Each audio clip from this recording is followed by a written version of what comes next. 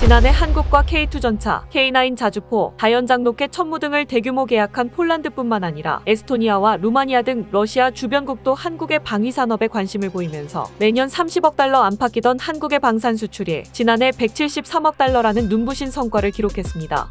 그런데 이 같은 성장세를 보인 K방산 발전에는 의도치 않은 러시아의 기여가 숨어 있는데요. 대체 K방산에 러시아가 어떤 기여를 했다는 것일까요?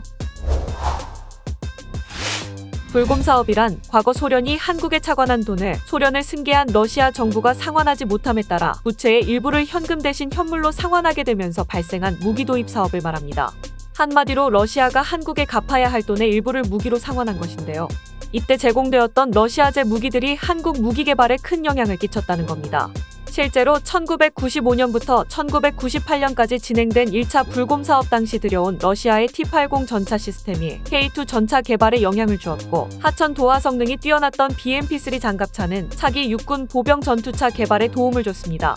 이뿐만 아니라 불곰 사업 당시 도입되었던 메티스-M 대전차 미사일과 이글라 견착식 대공 미사일 또한 답보 상태였던 한국의 중거리 대전차 미사일 개발과 국산 헬기의 지향성 적외선 방해 장비 시스템 탑재에 결정적인 영향을 줬습니다.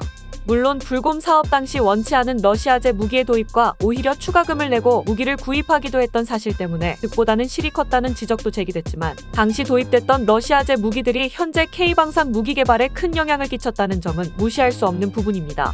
쉽게 말해 러시아의 현금 대신 방산물자로 차관을 상환하겠다는 잔꾀가 결국 의도치 않게 K방산 잭팟에 일조하게 된 것입니다. 과거 불곰 사업으로 러시아가 한국의 무기 개발에 도움을 줬다면 최근에는 K방산의 수출을 도와주기도 했는데요. 지난해 러시아의 우크라이나 침공으로 주변국들은 국방력 강화의 필요성을 느끼고 우크라이나의 무기 제공으로 인한 무기 보충이 필요해지면서 군비 확장 사업에 시동을 걸기 시작했습니다. 군비 확장의 대표적인 사례국은 바로 폴란드와 루마니아를 들 수 있는데요.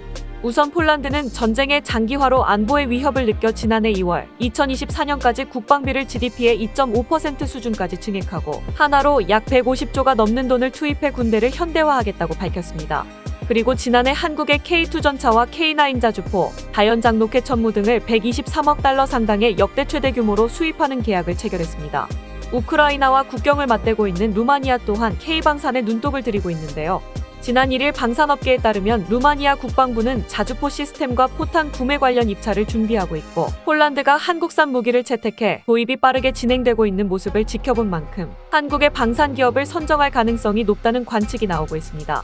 이뿐만 아니라 앞으로도 폴란드의 2차 추가 계약에 이어 체코, 헝가리 등 전쟁으로 안보의 위협을 느낀 러시아 주변국의 주문이 늘어날 것으로 보이는데요. 결국 불곰 사업 당시부터 우크라이나 침공에 이르기까지 의도하진 않았지만 지금의 K방산 잭팟에 러시아는 어쩌다 기여해버린 모양새가 된 겁니다. 러시아는 과연 K방산이 이렇게까지 발전할 것이라 예상했을까요? 러시아의 의도치 않은 도움을 발판 삼아 K방산의 위상은 더욱더 커져가고 있습니다.